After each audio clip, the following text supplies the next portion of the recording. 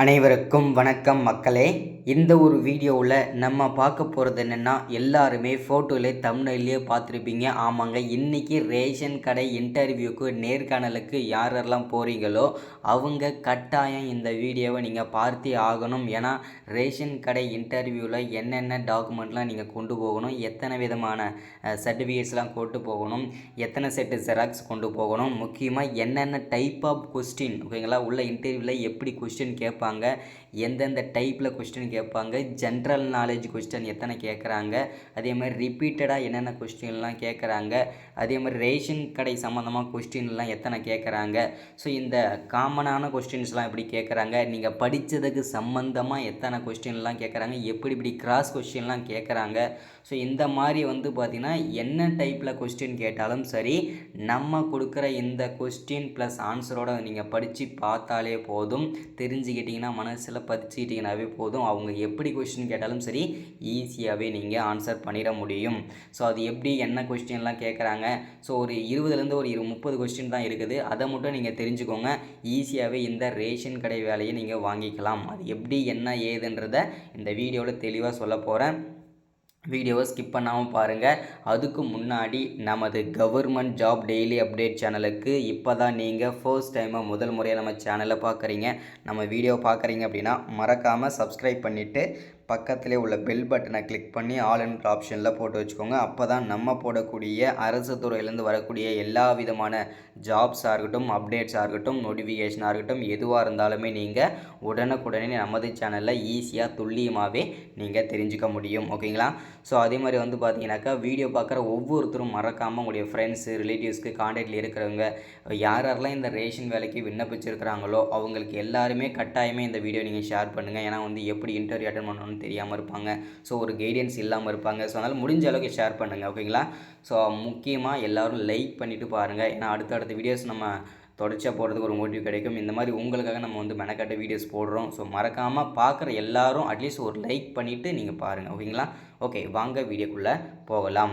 முதல் கொஸ்டினை பார்த்தீங்கன்னாக்கா போன உடனே பார்த்தீங்கன்னாக்கா டாக்குமெண்ட் வெரிஃபிகேஷன்லாம் பண்ணிடுவாங்க. ஓகேங்களா? ஸோ டாக்குமெண்ட் வெரிஃபிகேஷனுக்கு பார்த்தீங்கன்னா உங்கள்கிட்ட இருக்கிற வருமான சான்றிதழ், இருப்பிடச் சான்றிதழ், 12th சர்டிஃபிகேட்ஸு, 10th சர்டிஃபிகேட்ஸு, உங்களுடைய ஜாதி சான்றிதழ், ஸோ அதுக்கப்புறம் பார்த்தீங்கன்னா எக்ஸ்ட்ரா கரிக்குலர் ஆக்டிவிட்டிஸ் எல்லா சர்டிஃபிகேட்ஸுமே ஓகேங்களா, உங்களுடைய ஐடென்டி ப்ரூஃப்க்கு Aadhaar card, PAN card, photos, இது எல்லாமே கொண்டு போயிருங்க. நீங்கள் கொண்டு போயிட்டீங்கன்னா உங்களுக்கு 50 மார்க் கண்டிப்பாக கொடுத்துருவாங்க காமனாக எல்லாருக்குமே. ஓகேங்களா? ஸோ 50 மார்க் கொடுத்ததுக்கு அப்புறம் டேரெக்டாக உங்களுக்கு டோட்டலாக 100 மார்க்கு. ஓகேங்களா? டோட்டலாக 100 மார்க், 100ல் 50 மார்க்கு உங்கள் டாக்குமெண்ட்டுக்கு 50 மார்க்கு. உங்கள் இன்டர்வியூ அட்டன் பண்ணுறீங்க இல்லையா, இதில் தான் உங்களுக்கு வேலை கிடைக்குமா கிடைக்காதான்றதை டிசைட் பண்ணுறதே இன்டர்வியூவில் தான். ஸோ அதுதான் இன்டர்வியூவில் என்னென்ன கொஸ்டின், சீக்ரெட்டான கொஸ்டின், ரகசிய கொஸ்டின்ஸ்லாம் நான் தெளிவாக சொல்ல போகிறேன். முதல்ல செல்ஃப் இன்ட்ரடக்ஷன். ஓகேங்களா? செல்ஃப் இன்ட்ரடக்ஷன் எப்படி இருக்கணும் அப்படின்னு பார்த்தோம்னா, உங்கள் நேமு, எங்கேருந்து நீங்கள் வந்திருக்கீங்க, என்ன மாவட்டம், ஓகேங்களா, இப்போ கரண்டில் என்ன நீங்கள் படிச்சுட்ருக்கீங்க, என்ன ஒர்க் பண்ணுறீங்க, ஓகேங்களா, இதை தெளிவாக சொல்லிடுங்க. ஓகேங்களா? இவ்வளோ தான், நீங்கள் ஷார்ட் அண்ட் ஸ்வீட்டாக தான் இருக்கணும் செல்ஃப் இன்ட்ரடக்ஷன். அதுக்கப்புறம் அவங்க திரும்பவும் நீங்கள் உங்கள் மாவட்டத்தில் என்ன ஃபேமஸ்ஸு அப்படின்னு கேட்டாங்கன்னா அதுக்கான ஆன்சரை நீங்கள் கொடுக்கணும். இதெல்லாம் கிராஸ் கொஸ்டினில் வரும். இப்போது திருவண்ணாமலைனா திருவண்ணாமலையில் என்ன ஃபேமஸ், ஓகேங்களா அப்படின்னு கேட்பாங்க.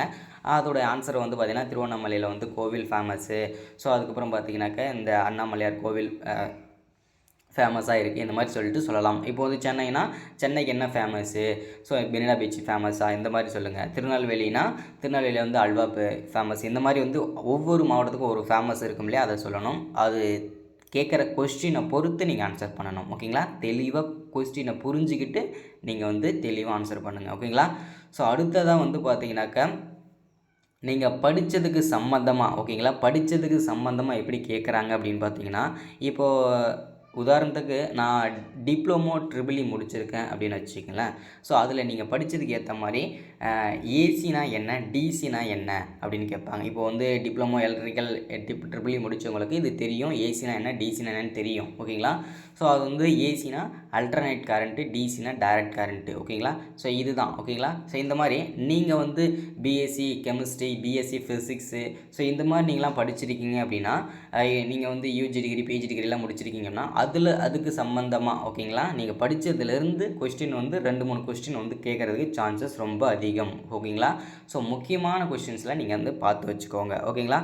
ஸோ அடுத்ததாக வந்து பார்த்தீங்கன்னாக்க ஜென்ரல் நாலேஜ் கொஸ்டின்ஸ் ஓகேங்களா. ஜென்ரல் நாலேஜ் கொஸ்டின் எப்படி இருக்கும் அப்படின்னா ஒரு மேலோட்டமாக தான் இருக்கும். மேலோட்டம் மீன்ஸ் அந்த பொலிட்டிக்கலில் இருக்காங்க இல்லையா, அரசியல்வாதிகள் இருக்காங்க இல்லையா, ஸோ இவங்கள சம்மந்தமாக தான் கேள்வியை வந்து கேட்குறாங்க. எப்படின்னா இப்போது தற்போதைய குடியரசுத் தலைவர் யார் அப்படின்னு கேட்பாங்க. ஸோ அதுக்கப்புறம் தற்போதைய முதல்வர் யார் அப்படின்னு கேட்பாங்க. தற்போதைய துணை முதல்வர் யார் அப்படின்னு கேட்பாங்க. தற்போதைய துணை குடியரசுத் தலைவர் யார் அப்படின்னு கேட்பாங்க ஓகேங்களா. ஸோ இதை தெளிவாக எல்லாத்துக்கும் ஆன்சர் பண்ணுறேன். தற்போதைய முதல்வர் யார் அப்படின்னு கேட்டாங்கன்னா மாண்புமிகு முதல்வர் ஸ்டாலின் ஓகேங்களா. தற்போதைய துணை முதல்வர் யார் அப்படின்னு கேட்டாங்கன்னா மாண்புமிகு உதயநிதி ஸ்டாலின் ஓகேங்களா. தற்போதைய குடியரசுத் தலைவர் யார் அப்படின்னு கேட்டாங்கன்னா திரௌபதி முர்மு ஓகேங்களா. தற்போதைய துணை குடியரசுத் தலைவர் யார் அப்படின்னு கேட்டாங்கன்னா அதுக்கப்புறம் பார்த்தீங்கன்னாக்கா ஜெகதீப் தன்கர் ஓகேங்களா. அதோடைய ஆன்சர் அதுதான் ஓகேங்களா. அடுத்ததாக வந்து பார்த்தீங்கன்னாக்கா இந்த ரேஷன் கடை சம்மந்தமாக ஓகேங்களா. இந்த ரேஷன் கடை சம்மந்தமாக இந்த பொலிட்டிக்கலில் வந்து பார்த்திங்கன்னா மேலோட்டமாக தான் கேட்பாங்க ஓகேங்களா. அதிகபட்சமாக ஒரு 3-4 கொஷின் தான் கேட்பாங்க. ஒருத்தருக்கு வந்து டைமிங்கே வந்து பார்த்திங்கன்னா 4-5 நிமிஷத்துக்குள்ளே தான் ஓகேங்களா. நீங்கள் வந்து பார்த்திங்கன்னா கொஸ்டினை வந்து நல்லா புரிஞ்சுக்கிட்டு ஆன்சர் பண்ணுங்கள். நீங்கள் ஆன்சர் பண்ணலைன்னா உங்களுக்கு 8-10 கொஸ்டின் கேட்பாங்க. ஆன்சர் நீங்கள் 2 கொஸ்டின் கேட்டாங்கன்னா அது 2 கொஸ்டினுக்கு ஆன்சர் பண்ணிட்டீங்கன்னா கண்டிப்பாக உங்களுக்கு 3-4 கொஸ்டின் தான் கேட்பாங்க. அதை தெளிவாக புரிஞ்சுக்கோங்க ஓகேங்களா. ஏன்னா நான் எக்ஸ்பீரியன்ஸ் பண்ண வரைக்கும் நம்ம போன அன்றைக்கி வந்து எக்ஸ்பீரியன்ஸ் பண்ண வரைக்கும் நம்ம வந்து சொல்கிறேன். ஸோ நீங்கள் அவங்க கேட்குற கேள்விக்கு தெளிவாக ஆன்சர் பண்ணிடுங்க. ஆன்சர் பண்ணிட்டீங்கன்னா 3-4 கொஸ்டின் தான் கேட்குறாங்க. ஒருவேளை நீங்கள் சப்போஸ் நீங்கள் கொஸ்டினை நீங்கள் வந்து நீங்கள் தெரியல தெரியல அடுத்த கொஸ்டின் கேளுங்கன்னு கேட்டிங்கன்னா அவங்க வந்து 8-10 கொஸ்டின் வரைக்கும் கேட்குறாங்க ஓகேங்களா. ஸோ அதை தெளிவாக புரிஞ்சுக்கோங்க. ஸோ அடுத்த கேள்வியாக வந்து பார்த்தீங்கன்னாக்கா நீர்வளத்துறை அமைச்சர் யார் அப்படின்னு கேட்டாங்கன்னாக்கா நமக்கு வந்து அமைச்சர் துரைமுருகன். ஸோ அடுத்ததாக வந்து பார்த்திங்கனாக்கா இந்த மாதிரி வந்து முக்கியமான கொஷின்ஸ் மட்டும்தான் இந்த மேலோட்டமாக தான் ஓகேங்களா. முக்கியமான அமைச்சர்களை மட்டும்தான் கேட்குறாங்க. ஸோ அதனால் ஈஸியாக தான் இருக்கும் ஓகேங்களா.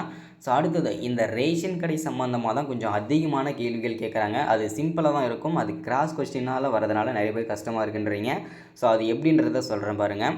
ஃபஸ்ட்டு வந்து பார்த்திங்கன்னா தற்போதைய கூட்டுறவுத்துறை அமைச்சர் யார், முன்னாள் கூட்டுறவுத்துறை அமைச்சர் யார், இதில் 2 கொஸ்டின் இருக்குது. ஒரு கிராஸ் கொஸ்டின் இருக்குது, ஒரு நார்மல் கொஸ்டின் இருக்குது. தற்போதைய கூட்டுறவுத்துறை அமைச்சர் யார் அப்படின்னு கேட்டாங்கன்னா பெரிய கருப்பன் ஓகேங்களா. முன்னாள் கூட்டுறவுத்துறை அமைச்சர் யார் அப்படின்னு கேட்டாங்கன்னா பெரியசாமி ஓகேங்களா. இது தெளிவாக நீங்கள் புரிஞ்சுக்கணும் ஓகேங்களா. ஊரக வளர்ச்சித்துறை அமைச்சர், இது வந்து ஜென்ரல் கொஸ்டின். ஊரக வளர்ச்சித்துறை அமைச்சரும் பார்த்தீங்கன்னா பெரியசாமி தான். அதனால் வந்து பார்த்திங்கன்னா கொஸ்டினை நல்லா புரிஞ்சுக்கோங்க. ஊரக வளர்ச்சித்துறை அமைச்சர்னா பெரியசாமி ஓகேங்களா. முன்னாள் கூட்டுறவுத்துறை அமைச்சர் யாருன்னு கேட்டாங்கன்னா பெரியசாமி ஓகேங்களா. தற்போதைய கூட்டுறவுத்துறை அமைச்சர் யார் அப்படின்னு கேட்டாங்கன்னா பெரிய கருப்பன். அதை தெளிவாக கொஸ்டின் நல்லா மைண்ட் பண்ணிக்கோங்க, பொறுமையாக ஆன்சர் பண்ணுங்கள் ஓகேங்களா. ஸோ அடுத்ததாக வந்து பார்த்தீங்கன்னாக்கா ரேஷன் கடைகளில் என்னென்ன பொருட்கள் என்னென்ன விலையில் போடுறாங்கன்னு சொல்லுங்கள் அப்படின்னு கேட்பாங்க ஓகேங்களா. ஸோ அது வந்து பார்த்திங்கனாக்கா அரிசி கோதுமை ஃப்ரீயாக தராங்க. அடுத்ததாக வந்து பார்த்திங்கனாக்கா பாமாயில் 25 ரூபா, பருப்பு 25 ரூபா, ஸோ அது சர்க்கரை 25 ரூபா. இந்த மாதிரி ஒவ்வொரு பொருட்களும் ஒவ்வொரு விலையில் இருக்குது. அது தெளிவாக வந்து புரிஞ்சுக்கோங்க, தெரிஞ்சுக்கிட்டு போங்க ஓகேங்களா. ஸோ இதில் வந்து பார்த்திங்கன்னா இந்த கார்டு டைப் இருக்குது இல்லையா, கார்டு எத்தனை வகையான கார்டு இருக்குது அப்படின்னு கேட்பாங்க ஓகேங்களா. அதோட ஆன்சர் வந்து 5 விதமான கார்டு டைப் இருக்குன்றதை தெளிவாக சொல்லிடுங்க ஓகேங்களா. ஸோ இதில் வந்து பார்த்திங்கன்னா நம்ம ஒரு 6-7 கொஷின் தான் சொல்லியிருக்கோம் இப்போதைக்கு. இதில் யாராருக்கெல்லாம் ஓகேங்களா. ஸோ இன்றைக்கி யாராருக்கெல்லாம் பேட்ச் போகிறீங்களோ ஓகேங்களா, காலையில் 8:30 9:30 பேட்ச் யாரெல்லாம் பார்த்தீங்கன்னா 8 வரைக்கும் போகிறீங்களோ, ஸோ மதியம் போகிற பேட்சும் சரி, இப்போ காலையில் போகிற பேட்சாக இருந்தாலும் சரி ஓகேங்களா, இன்டர்வியூக்கு போகிற எல்லாருக்குமே பிடிஎஃபாக நான் கொடுத்துட்றேன் ஓகேங்களா. பிடிஎஃபாக வந்து பார்த்தீங்கன்னா நீங்கள் கொடுத்துட்டோம்னா நீங்கள் ஈஸியாக நீங்கள் வந்து பார்த்துக்க முடியும். டக்கு நீங்கள் வந்து ப்ரிப்பேர் பண்ணிப்பீங்க. ஸோ அதனால் என்னோடய வாட்ஸ்அப் நம்பர் நோட் பண்ணிக்கோங்க. 93 44 77 38 60. இந்த நம்பருக்கு யாருமே கால் பண்ண தயவு செஞ்சு யாருமே கால் பண்ணாதீங்க. வாட்ஸ்அப் காலும் பண்ணாதீங்க, ரெக்வஸ்ட்டாக கேட்குறேன் ஓகேங்களா. யாரும் கால் பண்ணாதீங்க. என்னோட ரிப்ளைக்காக வெயிட் பண்ணுங்கள். எல்லாருக்கும் நான் பிடிஎஃபாகவே கொடுத்துட்றேன். ஸோ எல்லாருக்கும் பிடிஎஃபாகவே நான் அனுப்புகிறேன். ஸோ கொஞ்சம் வெயிட் பண்ணிங்கன்னா நல்லாயிருக்கும். யாருமே கால் பண்ணாதீங்க. மெசேஜ் பண்ணிவிட்டு ரிப்ளை கொடுக்கலாம், உடனே கால் பண்ணுறீங்க, நார்மல் கால் பண்ணுறீங்க. ஸோ இந்த மாதிரி நம்ம வந்து அப்டேட் கொடுத்துட்ருக்கும்போது நம்ம வந்து கால் பண்ணால் கொஞ்சம் நமக்கு வந்து பார்த்தீங்கன்னா ஈஸியாக இருக்குது. ஸோ அதனால் கொஞ்சம் காலை கொஞ்சம் அவாய்ட் பண்ணிக்கோங்க. என்னோடய ரிப்ளைக்காக வெயிட் பண்ணுங்கள். காலையில் பேட்ச் இப்போ வந்து காலையில் பேட்ச் போகிறவங்க வாங்கிக்கோங்க, மதியம் பேட்ச் வந்து கொஞ்சம் டைம் எடுத்து வாங்கிக்கோங்க.